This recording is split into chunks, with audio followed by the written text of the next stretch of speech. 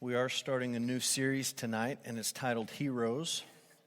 And on the front of your notes, towards the bottom, I have put a quote, and the quote comes from this book. It's one of the most scholarly books in my library, Jesus Storybook Bible. It's by a lady named Sally Lloyd-Jones, and we'll put her picture up there so you can get a glimpse of what she looks like. And she's written this book. It's sold a ton of copies. And I joke about it. It really is a great book, and it really is good theology, and you really will learn something if you read it, if you haven't read it. And if you've got kids or grandkids, they need a copy. We've worn out a couple of copies at our house, and I think we've got a few more that aren't worn out yet. It's got great pictures, and I'm just going to read to you a quote, and it's on your notes so you can follow along. It's from the very first chapter in the book. And I think it will help us tonight as we begin this series, at least help you and me be on the same page about a series called Heroes. So follow along. Some people think the Bible is a book of rules telling you what you should and shouldn't do. The Bible certainly does have some rules in it. They show you how life works best. But the Bible isn't mainly about you. You should just underline that phrase. The Bible isn't mainly about you or what you should be doing. It's about God and what He has done. Other people think the Bible is a book of heroes, showing you people you should copy. The Bible does have some heroes in it, but most of the people in the Bible aren't heroes at all. They make some big mistakes, sometimes on purpose. They get afraid, they run away. At times, they are downright mean. No, the Bible isn't a book of rules or a book of heroes. The Bible is most of all a story. It's an adventure story about a young hero who comes from a far country to win back his lost treasure. It's a love story about a brave prince who leaves his palace, his throne, everything to rescue the one he loves. It's like the most wonderful of fairy tales that has come true in real life. You see, the best thing about this story is it's true. There's lots of stories in the Bible, but all the stories are telling one big story. The story of how God loves His children and comes to rescue them. It takes the whole Bible to tell this story. And at the center of the story, there's a baby. Every story in the Bible whispers His name. He is like the missing piece in a puzzle, that piece that makes all the other pieces fit together, and suddenly you can see a beautiful picture. So that's right out of the first chapter in the Jesus Storybook Bible. And the things in that quote that I really want you to grab onto as we begin is, first of all, the idea, I've emphasized it, I paused there and mentioned you should underline it. The Bible is not mostly about you. It's about God and what He's done. You've got to get that through your brain, and I've got to get it through my brain. The second thing is, the Bible is not principally a book of rules. From a very young age, I've heard, I think, well-meaning people call the Bible, B-I-B-L-E, basic instructions before leaving earth. That's kind of cutesy, but what you're saying is this is just a book of things you need to do before you die. And I agree with Miss Jones, that's not really what the Bible is. It's not just a to-do list that you need to check all these things off so you know you go to heaven when you die. It's not just a book of rules. And it's not just a book of heroes. And if you've ever read the Old Testament and just read it honestly, straightforward, at face value, you've read about some really, really rotten people. And if you've read all the way through the Old Testament, you've read multiple stories that you probably wouldn't want to tell your children, and to be honest with you, are not in this children's Bible story book. Stories about people, we'll read one of them tonight about Lot, and stories about Judah, and stories about some of the judges. I mean, there's some really rotten stuff in here. And so I give you this quote, and I say it's not a book about heroes, and then I give you a handout, and at the top it's got a nice little picture, and it says heroes on it. And you say, what in the world is going on? Why would we do a series on heroes and start off saying the Bible is not a book about heroes? Well, let me explain it, and let me explain it with a scripture verse. I'll put these verses up on the screen just so we don't have to turn to 1 Corinthians.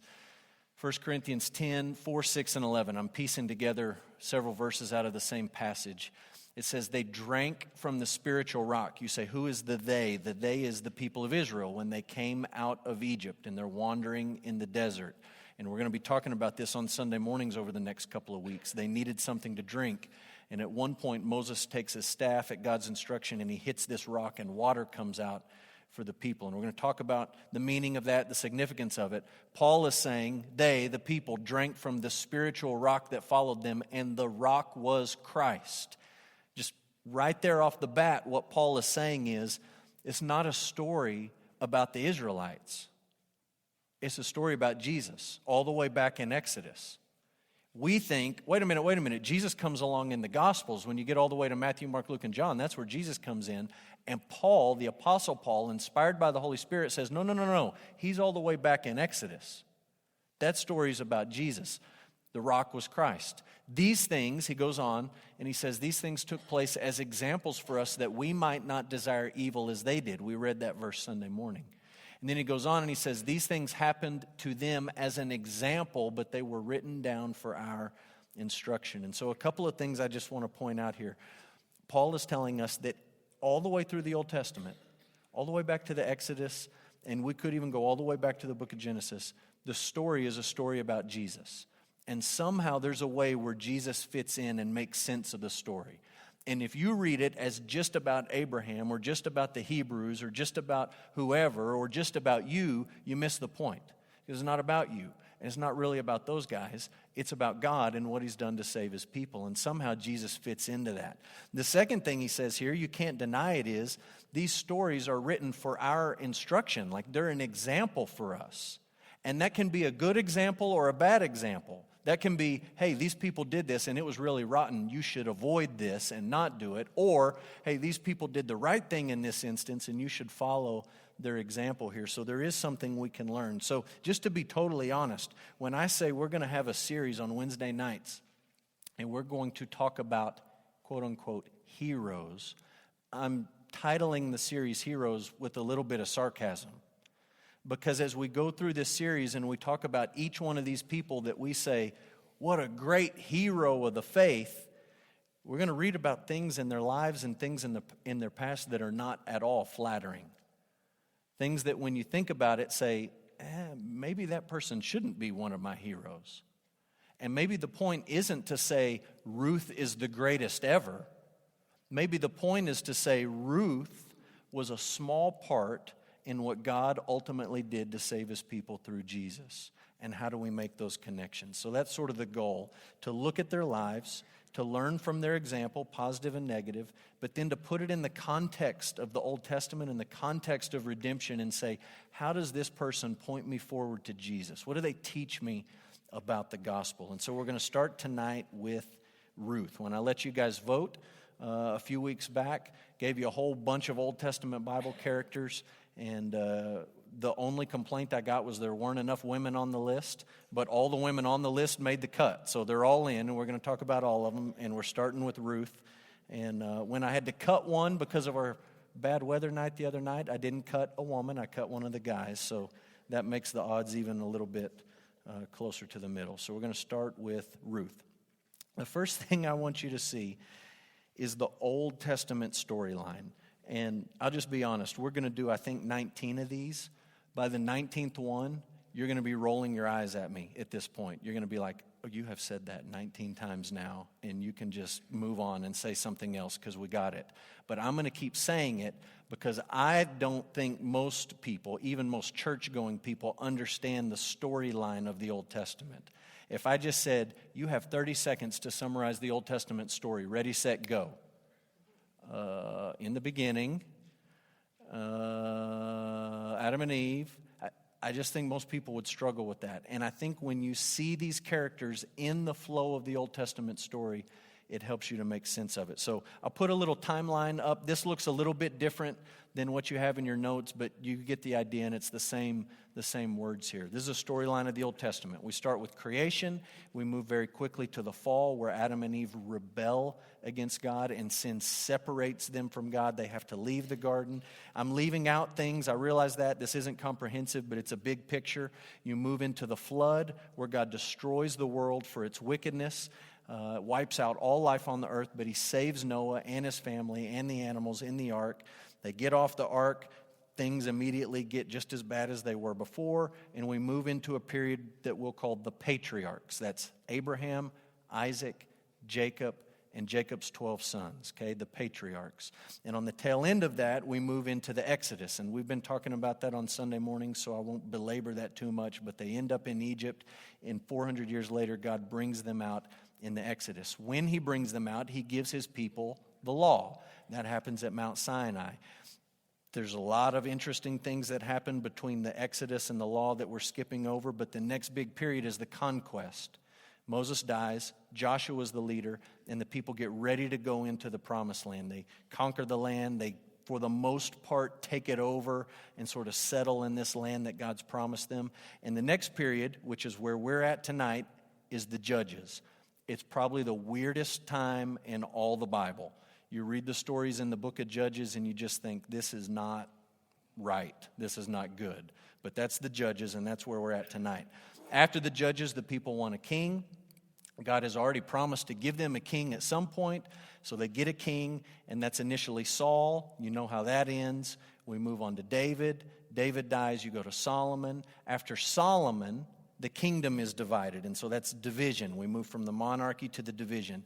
The kingdom is divided. Rehoboam takes part, Jeroboam takes part, and you've got Israel and Judah kind of tracking along. Israel is consistently rotten all the way through. Judah is kind of back and forth. They got a good king here and a bad king here, and they sort of flop back and forth. Eventually, both of them go into exile. They get kicked out of the promised land for their disobedience and their wickedness. They get sent into exile first in Assyria. Israel goes to exile in Assyria, and then Judah is taken to exile in Babylon. And then after 70 years of exile for Judah and Babylon, God brings them back, and that's the return. That's the whole Old Testament. That's the story. Everything in the Old Testament fits in that story somewhere. Every book, every author, every character, all of them fit in with that.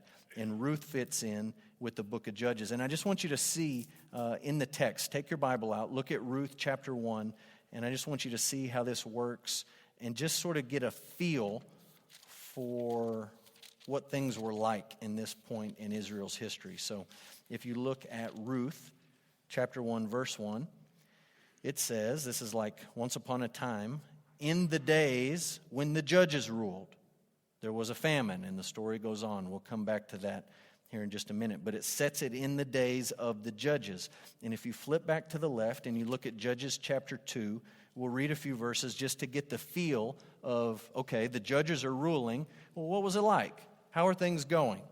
Judges chapter 2, starting in verse 6, says, Joshua dismissed the people. The people of Israel went each to his own inheritance to take possession of the land, and the people served the Lord all the days of Joshua and all the days of the elders who outlived Joshua, who had seen all the great work that the Lord had done for Israel. And Joshua the son of Nun, the servant of the Lord, died at the age of 110 years. They buried him within the boundaries of his inheritance in Timnath-Heres in the hill country of Ephraim, north of the mountain of Gash. And all that generation were also gathered to their fathers. And there arose another generation after them who did not know the Lord or the work that he had done for Israel. There's a massive failure to transfer the faith from one generation to the next. And for the most part, you have a whole new generation comes up and the people don't know the Lord. Verse 11, the people of Israel did what was evil in the sight of the Lord.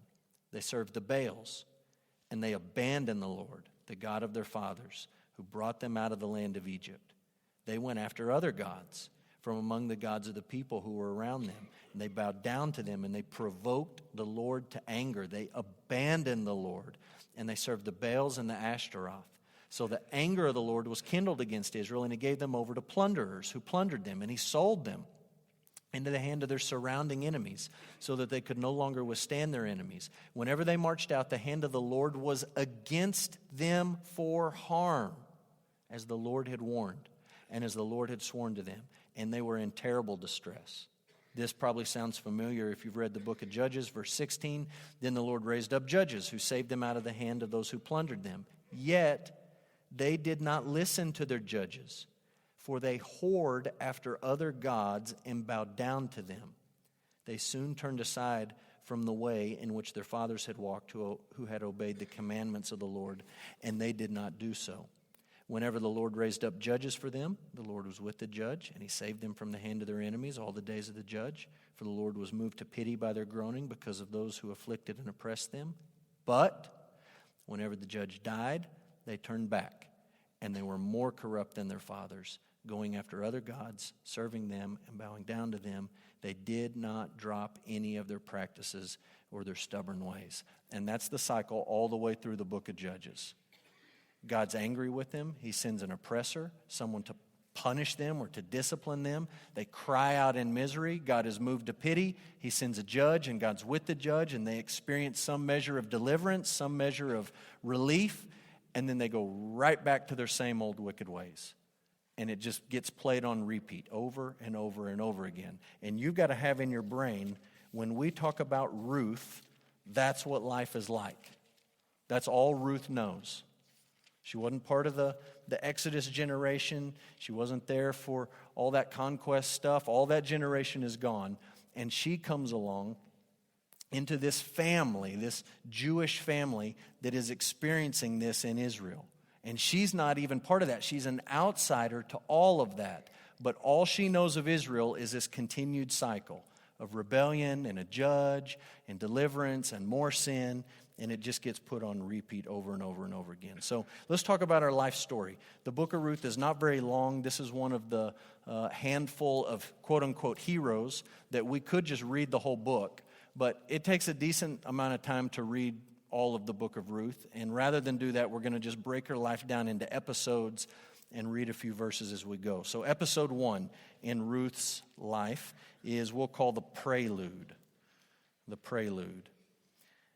We read verse 1. It says, in the days of the judges, there was a famine. If you've read through the Old Testament, you know that sometimes exciting things happen when a famine pops up. That's almost like a clue in the Old Testament that something neat or something cool is about to happen. It's like when you read there's a woman who couldn't have children in the Bible. That means something neat's about to happen. God's going to do something.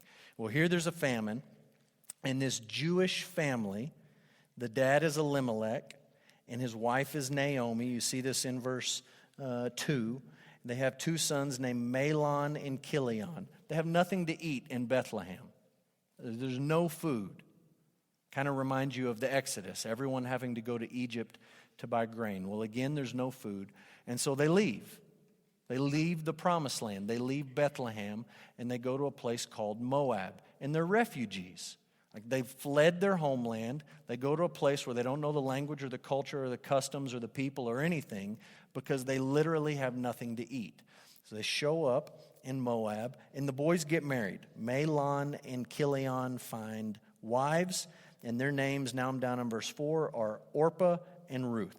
These guys get married, and then, as if all that wasn't bad enough that you've had to flee your home and run away and be a refugee, the dad dies, Elimelech. And then the boys die, Mahlon and Chilion. And now you've got Naomi, a widow, in a foreign country. Her husband's dead. Her sons are dead. That's a distressing situation in the ancient world, to be a widow with no one, no male in your family to quote-unquote provide for you. And she's got these 2 daughter-in-laws that she somehow is sort of connected to, responsible for, has a relationship with. All of that is the prelude. Next episode is, we'll call the return. The return. Naomi really doesn't know what to do, but she hears there's food in Bethlehem again, so she says, I'm going back to Bethlehem, and she looks her daughter-in-laws in the eye, and she says, you need to go home to your parents. And Orpah says, I'm out. Nice knowing you. And Ruth says, I'm not leaving you, and we'll read probably the most famous verses in Ruth. Ruth chapter 1, verse 16 and 17. Ruth said, do not urge me to leave you or return from following you. For where you go, I will go, and where you lodge, I will lodge. Your people shall be my people, and your God, my God. Where you die, I will die, and there I will be buried. May the Lord, and notice in the text, it's Lord, all caps, She's not just talking about God in general. She's not talking about the God of the Moabites. She's talking about Yahweh, the God of Israel. May Yahweh, the God of Israel, do so to me and more also if anything but death parts me from you. Naomi saw that she was determined to go with her, so she said no more. So they go back to Bethlehem. And it just so happens, just coincidentally, in the providence of God, it's all lined up, it's all timed right, that when they go back, it's the barley harvest. That's where Boaz comes in, and Boaz is episode number 3. So you've got the prelude, you've got the return to Bethlehem, and then we meet Boaz. This is pretty straightforward. Ruth says, hey, I hear there's a place I can go glean, meaning as they're harvesting the barley, they leave a little bit on the edges. They don't pick it up if it falls behind them. That's part of the welfare state, essentially, in Israel. And she says, maybe I can go grab us something to eat. So she goes to Boaz's field. We're sort of collapsing things down here, but Boaz thinks, that's a nice-looking lady. Who is she? Where'd she come from? She doesn't look like one of us. She has a funny accent. Maybe she dresses different. I don't know. But he wants to know about her, and he gets the backstory. And basically, he kind of steps up and takes care of her. He tells the foreman, you need to watch out for this lady. You need to drop a little bit extra for this lady. You need to help this lady out and be kind to her. And when Naomi figures out everything that's going on, I've had some people kind of get upset with me for saying this in church. But essentially what Naomi tells Ruth to do is, you need to go kind of put the moves on this guy. Like, this is a good situation. And I don't mean that like in a trashy way, but she's like, let's not just sit around and wait for something to happen here, right? Like, you need to go and make plain to this man Boaz what your intentions are, or essentially what our intentions are. And so she does that, and that's where we come to episode 4, which we'll call redemption. Boaz is presented as a guy who loves the Lord, who cares about his law. So he goes through the right channels so that he can marry Ruth. And they're married, and they have a baby named Obed. And I just want you to see something in chapter 1, and I want you to compare it to chapter 4, just to see the progression of where things have gone in this story. So look at Ruth 1, verse 20. This is right when they get back to Bethlehem. She said to them, this is Naomi talking to the women in the village of Bethlehem. She said to them, do not call me Naomi, call me Mara. And if you have a footnote in your Bible, you might look down there and it says Mara means bitter. If you're going to be here Sunday, we're going to talk about the people coming out from Egypt, and they just crossed the Red Sea, and they sing a great worship song. Then they go 3 days out in the wilderness, and they have nothing to drink, and they finally find some water, and the text says it was Mara water, bitter water. Like, it was no good, not drinkable. The same word that Naomi uses, and this is very, positive and optimistic. She says, I don't want to be called Naomi, which means pleasant. I want to be called bitter, because the Lord has made my life bitter. The Almighty has dealt very bitterly with me. I went away full, and the Lord has brought me back empty. I imagine Ruth felt, very valuable at that point. You're coming back totally empty. Well, I'm with you, but you can understand what she's saying. I've lost my husband. I've lost my sons. I went away full, and the Lord has brought me back empty. There's also some irony in that verse, right? Because she went away with an empty stomach, but she comes back and has a full stomach. So she's kind of selective in what she's thinking about and what she's focusing on. But she says, the Almighty has dealt very bitterly with me. I went away full, and the Lord has brought me back empty. Why call me Naomi? Why would you call me pleasant? My life hasn't been pleasant. The Lord has testified against me, and the Almighty has brought calamity upon me. Now go to the end of the book, chapter 4, verse 14. This is right after Boaz and Ruth have a baby. And we read this. Then the women said to Naomi. So you got a reversal here, right? Whoever wrote this is being very intentional in how they wrote it. Naomi says to the women, don't call me pleasant, call me bitter. At the end of the story, you have the women saying to Naomi, blessed be the Lord, blessed be Yahweh, who has not left you this day without a redeemer, and may his name be renowned in Israel. He shall be to you a restorer of life and a nourisher of your old age. For your daughter-in-law who loves you," remember what Naomi said? I've been brought back empty. It's like these ladies are saying, "Your daughter-in-law who loves you, who is more to you than 7 sons, has given birth to him." Naomi took the child, laid him on his lap, and she became his nurse. And the women gave him a name. The women of the neighborhood gave him a name, saying, "A son has been born to Naomi." And they named him Obed. He was the father of Jesse, the father of David. So you can see this path of redemption that Naomi has experienced. And the last section we'll call the postlude. So we had a prelude, and you also have a postlude, and it's at the very end of the book, and we'll read it quickly. Ruth 4:18 through the end. These are the generations of Perez. Perez fathered Hezron. Hezron fathered Ram. Ram fathered Amminadab. Amminadab fathered Nahshon. Nahshon fathered Salmon. Salmon fathered Boaz. Boaz fathered Obed. Obed fathered Jesse. And Jesse fathered David. It starts with Perez, and if you don't know who Perez is, then you just need to go back and connect Perez to the patriarchs, because there's a pretty close connection between Abraham, Isaac, Jacob, and then you got a link through Judah to Perez. So that's the end of the book, is this postlude in the genealogy. We'll come back to that here in just a minute. Let's talk about negatives and positives, okay? These things are written for our example, Paul says in 1 Corinthians 10. Is there a negative to be warned of, and is there a positive to learn from? Here's a negative. Ruth was ethnically a Moabite, or you could say a Moabitess, which meant she grew up worshiping the idols of Moab. Now, that may seem kind of obvious. I just want you to think about that. We live in a multicultural place in Odessa and in the United States. And there are many religious options available to people. I realize that most people, even with all the options available, research shows most people grow up and they follow the religious tradition of their parents. That's almost inescapable. They at least identify with the religious affiliation of their parents. But the options are there. And in this country, at least, nobody's sort of holding a gun to your head, threatening you if you want to convert from one thing to another. You just got to remind yourself that was not life for Ruth growing up, right?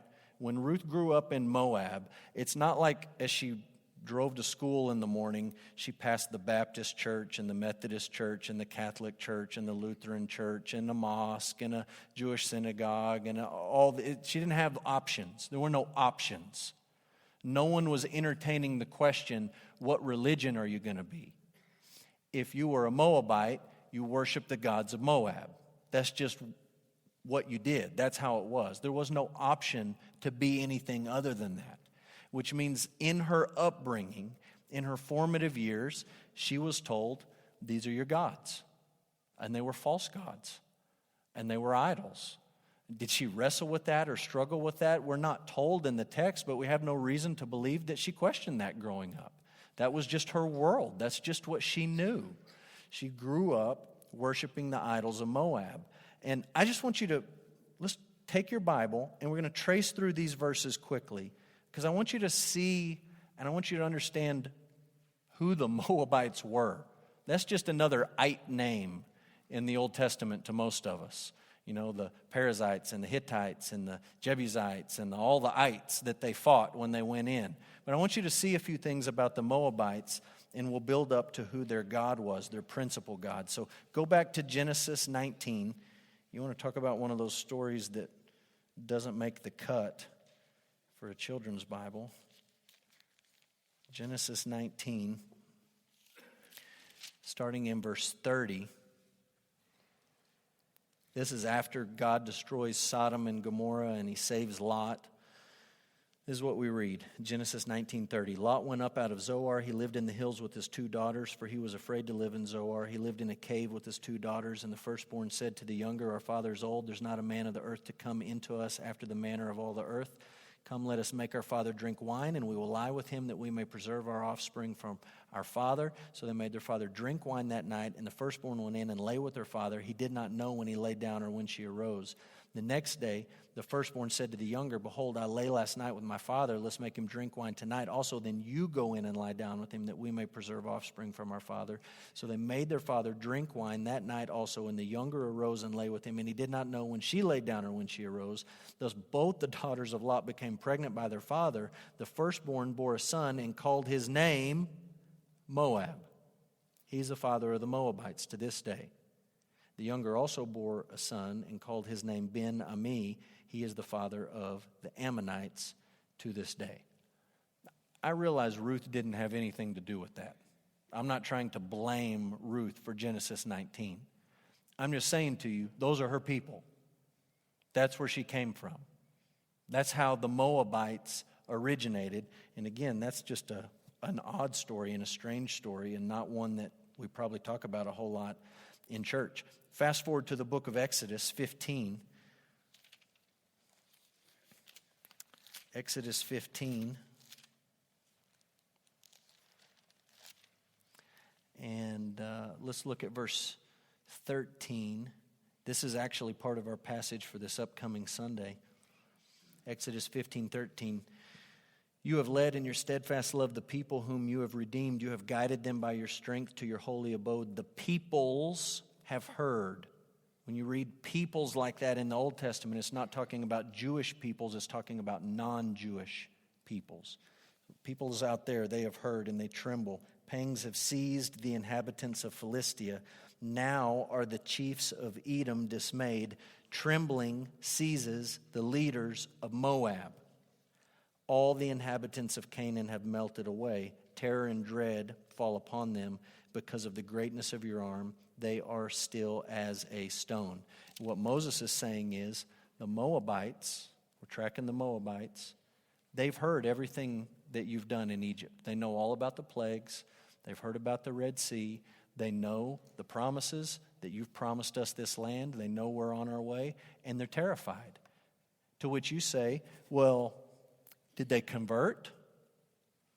Did they lay down their gods and publicly burn them and convert to Judaism or to be part of the Hebrews?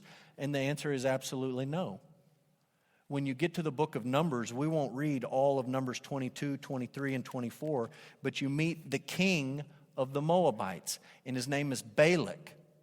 And Balak comes up with a plan. Rather than submit to the Hebrews, rather than convert and join the Hebrews, he says, I'm going to hire a magician, a sorcerer named Balaam, and I'm going to pay Balaam to bring a curse down on these people.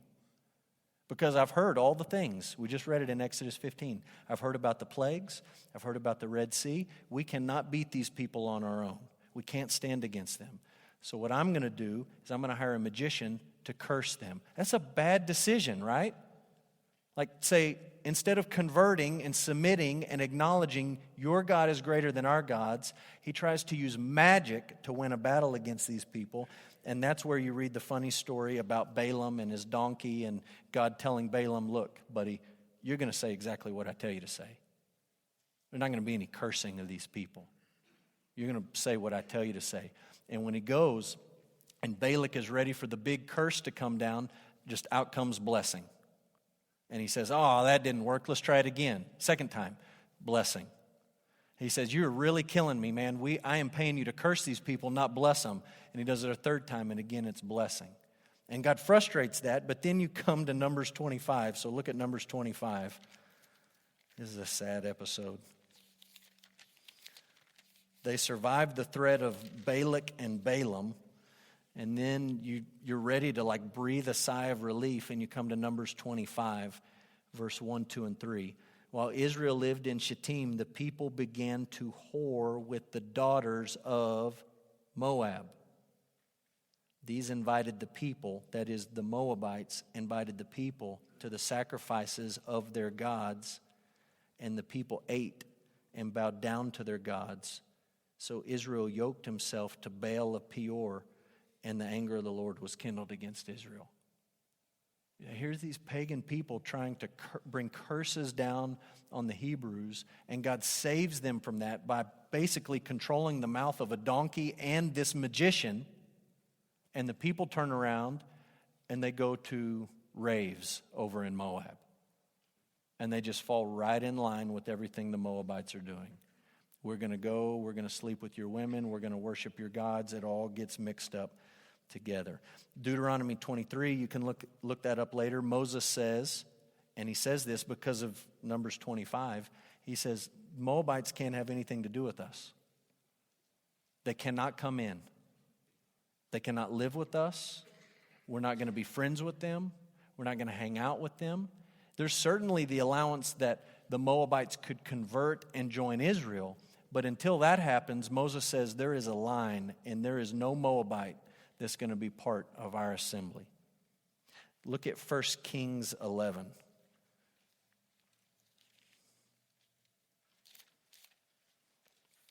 This is moving forward just a little bit. 1 Kings 11. Sounds a lot like Numbers 25. 1 Kings 11, verse 4. When Solomon was old, his wives turned away his heart after other gods, and his heart was not wholly true to Yahweh, the Lord, his God, as was the heart of David, his father. For Solomon went after Ashtoreth, the goddess of the Sidonians, and Milcom, the abomination of the Ammonites. Remember, the Ammonites go all the way back to Lot and his daughters also. So Solomon did what was evil in the sight of the Lord, and he did not wholly follow the Lord as David his father had done. Then Solomon built a high place for Chemosh, the abomination of Moab, and for Molech, the abomination of the Ammonites, on the mountains east of Jerusalem. So he did for all his foreign wives who made offerings and sacrificed to their gods. That's a picture of Chemosh, as described in 1 Kings 11 as the abomination of Moab. Chemosh was very similar to Molech. I think most people have a little bit more familiarity with Molech, but these were kind of like cousin people groups, and the gods were kind of all mixed together. And the basic idea is that Chemosh was the high god, and one of the things he required for his favor to rest upon his people was child sacrifice. So you say, okay, Ruth, she grows up in Moab. She doesn't have, First Synagogue down on the corner where she can go be part of Jewish worship. She doesn't have options. She just grows up knowing, believing, being taught, hearing, experiencing the worship of Chemosh, the abomination of the Moabites, whose requirement on his people is you need to take your children and offer them to me as a sacrifice. So that's what she grew up knowing. That's what she grew up experiencing and believing. And obviously we look at the story and we say God brought these people, this family, this refugee family into her life. And yes, they died, and yes, there was tragedy involved, but through that family she heard the truth about the Lord. She heard the truth about Yahweh. She heard somebody say, wait a minute, you're offering sacrifices, human sacrifices to Chemosh? Let me tell you about something way better than that. We worship Yahweh, the Lord. And this is what he's done for his people. You may have heard of it. He brought devastation on the Egyptians. He was more powerful than their gods. He didn't need anyone to fight for him. He went and fought for his people. You realize that would be completely opposite to Ruth when she heard that the first time. Wait a minute. In Moab, we do things for our God. We bring these sacrifices for him so that he loves us. You're telling me that the Lord just came and took this people because he loved them, and even though they were wicked and stubborn, he fought for them and he saved them? It's a completely different faith system and a completely different worldview. I also included in here Judges 3, and I put Judges 3 in here because the youth are studying the same thing we're studying about, and the youth really love Judges 3. Because Judges 3 is the story of one of the kings of Moab named Eglon, who was so fat that when Ehud the assassin snuck in and jabbed him in the belly, his belly just closed in over the sword, and then he died there, and it's kind of funny. The guys, his assistants didn't know if they should go in or not, or if he was dying or what he was doing. And so I put that one in there for the youth, and you can read that one later if you want to also. So that's the Moabites and their idols. Bad people, bad folks.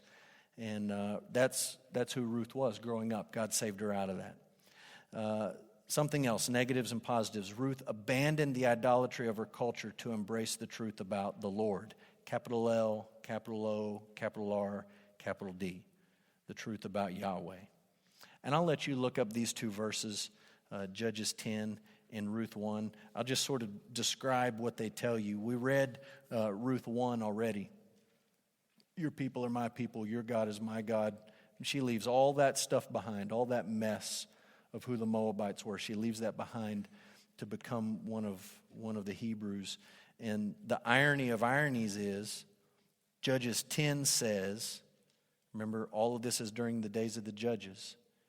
Judges 10 says, in Israel, there were Hebrews abandoning the Lord to worship the gods of the Moabites. You had God's people abandoning the Lord and worshiping Chemosh, and you've got a Moabite woman abandoning Chemosh to worship the Lord.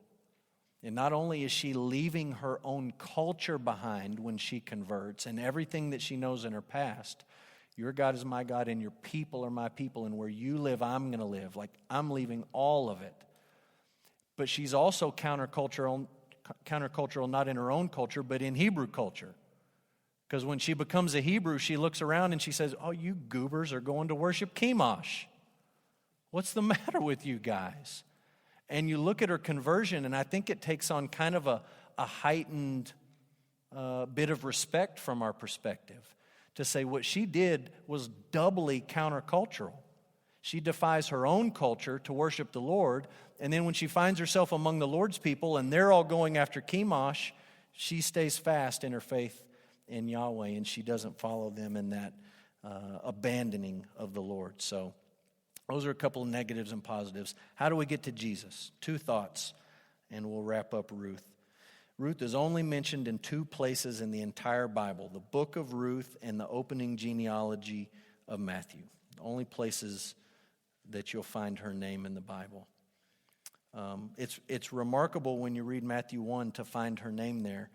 One, it's remarkable that Ruth as a female gets included in a genealogy that's almost all male names. When you read a female name, it sort of stands out to you, and you pay attention to that. And if you read Matthew 1, here's the women that are included in Jesus' genealogy. It's quite a list. Tamar, Ruth, Bathsheba, and Mary. And you can go back and read their stories. They have one thing in common. They all had sexual sin in their life, or sexual sin committed against them, or questions about their sexuality. Like, that was an issue for all of those women. There's like a cloud kind of hanging over their head. Sort of, everyone kind of looked at them with suspicion, like, I don't know.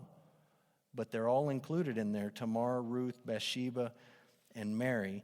And it's doubly odd that a Moabite is included in the genealogy of the Messiah, especially when you think about what Moses said. We're not having any Moabites. Moabites did not get to be part of the assembly.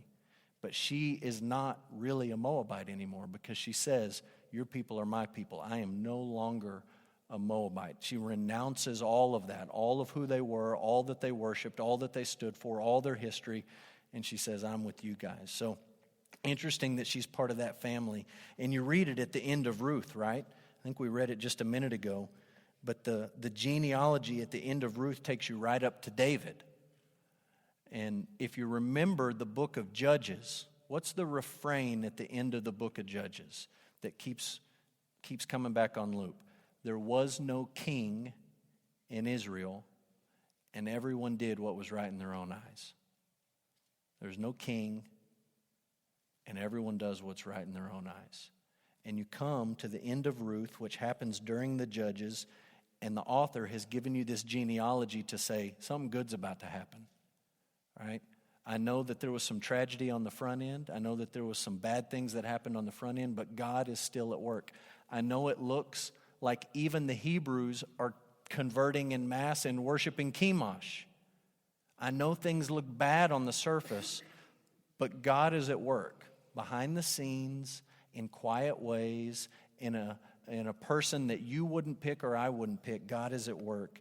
And that leads us to the last idea. Ruth's story reminds us that God works salvation for his people in unlikely ways. Salvation for his people in unlikely ways. I'm going to let you look the verses up in Acts. Both of those passages talk about the cross and the horror of the cross and the ugliness of the cross and how the cross was part of God's plan from eternity past. It was what God predestined to happen. It was what he foreordained to come to pass. You can look at those in Acts. And I think the connection ought to be pretty obvious. When you look at the book of Ruth, you read a story that begins with tragedy. Like it's really sad right out of the gate. If you went to a movie and it started like this, like it's an instant downer. First of all, people are starving, at least to the point where they have to leave their home and go to a country where they don't know anyone or anything. They have to leave the promised land and go to the place where they worship gods like Chemosh that requires sacrifice of human beings. Like that's pretty bad if you're that hungry that you got to leave the promised land to go there. It's that bad, and then it gets worse because Elimelech and Mahlon and Chilion croak, and they all die. And it's like this, the wheels are coming off. This is terrible. And you've already read the book of Judges, so you know how crazy things are, and you think, well, what good is going to come out of this? And you can feel for Naomi when she says, just call me bitter. Everything's terrible. Just call me bitter. And the point of Ruth is, out of death and disaster and destruction, God brings life. And he brings hope. And what starts off with a famine and people dying, 3 funerals, ends with a baby shower and a party and a wedding and things that are happy and exciting. And the women say, hey, we are not calling you Mara anymore. We're going to name this baby for you, and we're going to be this is exciting. God has been great to you. You got this great daughter. Everything. God has been faithful, and God has been good. And out of disaster, God brings something great. Not only for this family on the small scale, but for his people on a larger scale. You say the book of Judges is dark. It is really, really, really bad, especially the end of Judges. If you have not read the end of Judges, it's just, it crushes you to read it. And you think, what is God going to do with these people? It looks like nothing good is going on. And out of that darkness and out of that disaster, you turn to the book of Ruth and you say, God hasn't given up on them yet. There's still something good here. And God's still at work to save his people. It's not the way I would have done it. It's not the way we would have drawn it up. But he's taken this family to Moab and he's bringing Ruth back, and he's going to use Ruth and Boaz to continue this line and to eventually bring a king, to bring the king, to bring Jesus. And that's exactly what you see in the cross and the point of Acts 2 and Acts 4. It's the darkest, most devastating, most wicked, evil moment in all of the Bible when the sinless, righteous, perfect Son of God is murdered by wicked, evil men. And you look at that, just like the disciples who panicked, and you say, what good can come out of this? This is not how we would have drawn it up. And out of that darkness and out of that death, God brings life. And he says, I have a plan to save my people. And it's the exact same thing, the exact same pattern you see in the book of Ruth. So there's hero number 1, Miss Ruth. And we're going to pick up next week and keep tracking through some of these Old Testament characters.